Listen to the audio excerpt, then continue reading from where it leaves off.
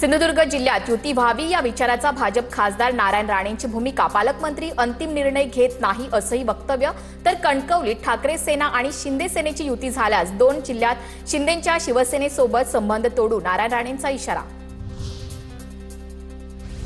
खेड नगर परिषद निवडणुकीवरून महायुतीतील नेत्यांमध्ये वाकयुद्ध. इथे एका विशिष्ट पक्षाची सत्ता दुसरा पक्ष पुढे जाऊ नये यासाठी प्रयत्न. भाजपच्या वैभव खेडेकर यांचा योगेश कदमांना टोला. तर खेडेकरांच्या विधानाला जास्त महत्त्व देत नाही असं म्हणत योगेश कदमांचं प्रत्युत्तर.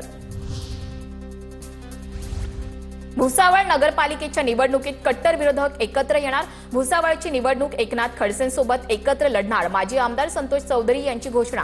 नगरपालिकेतील निवडणुकीत मंत्री संजय सावकारेंसमोर मोठं आव्हान.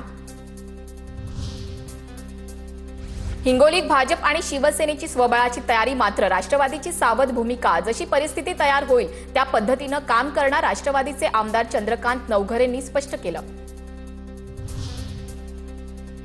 भोरमध्ये भाजपला मोठं खिंडार. भाजपच्या नगराध्यक्षा निर्मला आवारे, अजित पवारांच्या राष्ट्रवादीत आमदार शंकर मांडेकर यांच्या उपस्थितीत जाहीर प्रवेश.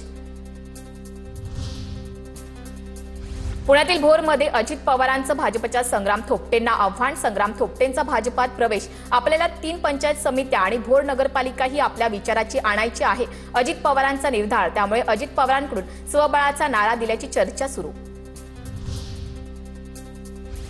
सोलापुरात येणाऱ्या जास्तीत जास्त निवडणुका भाजपच्या कमळ या चिन्हावर जिंकून आणणार, मंत्री जयकुमार गोरे यांचं वक्तव्य. जिथे महायुती होत नाही तिथे स्वबळावर लढणार असंही केलं स्पष्ट. राष्ट्रवादी सत्तेशिवाय राहू शकत नाही. पाण्यातून मासा बाहेर काढल्यानंतर कसा तडफडतो तसं राष्ट्रवादीचं होतं, तानाजी सावंतांचं वक्तव्य. सोलापुरात स्थानिक निवडणुकांच्या तोंडावर शिंदे सेनेला धक्का. जिल्हा संपर्क प्रमुख आणि तानाजी सावंत यांचे सख्खे बंधू शिवाजी सावंत भाजपमध्ये प्रवेश करणार. सावंतांच्या प्रवेशाला मुख्यमंत्र्यांचा हिरवा कंदील. बुधवारी प्रदेशाध्यक्षांच्या उपस्थितीत पक्षप्रवेश. स्थानिक निवडणुकांसाठी मोर्चे बांधणी सुरू आहे. या संदर्भातल्या टॉप 9 बातम्या पाहूयात. युती करण्याबाबत आम्ही सकारात्मक, मात्र भाजपकडून कोणतंही निमंत्रण आलेलं नाही. साताऱ्याचे पालकमंत्री शंभूराज देसाईंची प्रतिक्रिया. मुंबईत उमेदवार निवडीचा भाजपचा पॅटर्न ठरला. गुणवत्तेच्या आधारावर उमेदवारी दिली जाणार. माजी नगरसेवकांच्या कामाचं मोजमाप करण्यासाठी 227 वॉर्डमध्ये भाजपकडून निरीक्षकांची नेमणूक. अमरावती जिल्ह्यात भाजपनं नगरपरिषद नगरपंचायत निवडणुकीचं रणशिंग फुंकलं. धारणी, चिखलदरा, अचलपूर आणि अंजनगाव सुरजीमध्ये बावनकुळेंच्या उपस्थितीत कार्यकर्त्यांचा मेळावा. आगामी निवडणुकीत मंत्री छगन भुजबळ उतरणार. समीर भुजबळ यांची माहिती.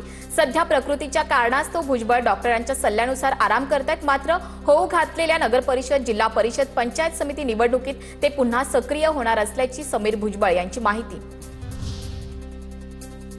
स्थानिक स्वराज्य संस्थांच्या निवडणुकांसाठी प्रमुख प्रचारकांची संख्या आता 20 ऐवजी 40. विविध राजकीय पक्षांच्या मागणीनंतर राज्य निवडणूक आयोगाचा निर्णय. डोंबिवलीत ठाकरे गटाला भाजपचा मोठा झटका. ठाकरे गटाचे जिल्हा प्रमुख दीपेश म्हात्रे उद्या सकाळी भाजपमध्ये प्रवेश करणार. रवींद्र चव्हाणांच्या उपस्थितीत प्रवेश. काँग्रेसचे जिल्हाध्यक्ष प्रवीण चौरे निवडणुकीच्या रिंगणात. आगामी महानगरपालिका, नगरपालिका, पंचायत समितीच्या निवडणुकीत महाविकास आघाडीतून लढणार. जर वरिष्ठांचा आदेश आला तर स्वतंत्र लढण्याची देखील तयारी. प्रवीण चौरे यांची भूमिका. स्थानिक निवडणुकीमध्ये कोल्हापुरात मविया एकत्र लढणार. जागा वाटपाबाबत सामोपचारानं चर्चा करून निर्णय घेण्यावर बैठकीत एकमत. मात्र सतेज पाटलांना अंतिम निर्णय घेण्याचा अधिकार. कोल्हापुरात स्वाभिमानी संघटना काँग्रेससोबत जाण्याच्या तयारीत. एकत्र लढण्यावर लवकरच यावर शिक्कामोर्तब करू. स्वाभिमानी शेतकरी संघटनेचे नेते राजू शेट्टी यांची माहिती. आता पाहूयात मोठ्या टॉप 9 बातम्या. अजितदादांच्या कार्यकर्त्यांना महापालिका निवडणुकीसाठी कामाला लागण्याच्या सूचना. उमेदवारांची काळजी करू नका, पक्ष घराघरात पोहोचवा, निवडणुकीसाठी सज्ज रहा अशा सूचना. सातारा गॅझेटियर बाबत लवकरच बैठक होणार. पश्चिम महाराष्ट्रातील मराठा समाजाला दिलासा मिळेल. मंत्री शिवेंद्रसिंह राजे भोसलेंचा दावा. व्हीव्हीपॅट न वापरण्याच्या राज्य निवडणूक आयोगाच्या निर्णयाला काँग्रेसचं आव्हान. व्हीव्हीपॅट नसेल तर बॅलेट पेपरवर निवडणुका घ्या. काँग्रेसची उच्च न्यायालयात याचिका. 4 दिवसात भूमिका स्पष्ट करण्याचे नागपूर खंडपीठाचे निवडणूक आयोगाला आदेश.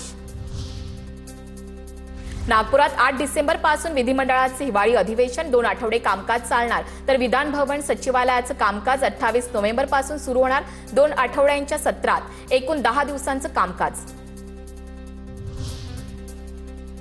रुपाली ठोंबरेंच्या बहिणीवर मारहाणीचा आरोप करणाऱ्या माधवी खंडाळकरांनी अजित पवारांची भेट घेतली. रुपाली ठोंबरे पाटलांची तक्रार करण्यासाठी भेट घेतल्याची माहिती. रुपाली चाकणकर आणि रुपाली पाटील दोघीही सामाजिक काम करतात. दोघींना सूचना देऊन अजित पवारांनी वाद सोडवला पाहिजे. ठोंबरे चाकणकरांच्या वादावर रवींद्र धंगेकर यांची प्रतिक्रिया. पुण्याचे माजी विधान परिषद आमदार अनिल भोसलेंवर बँक घोटाळा प्रकरणी आरोप निश्चिती. पीएमएलए कोर्टाकडून अनिल भोसलेंवर 71 कोटींचा गैरव्यवहार केल्याचा ठपका. याच घोटाळा प्रकरणी अनेक महिन्यांपासून भोसले तुरुंगात.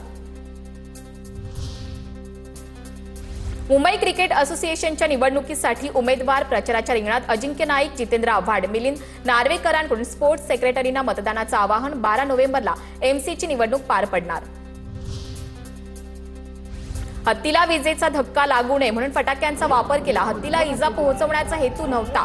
सावंतवाडीतील व्हायरल व्हिडिओवर वन विभागाचं स्पष्टीकरण.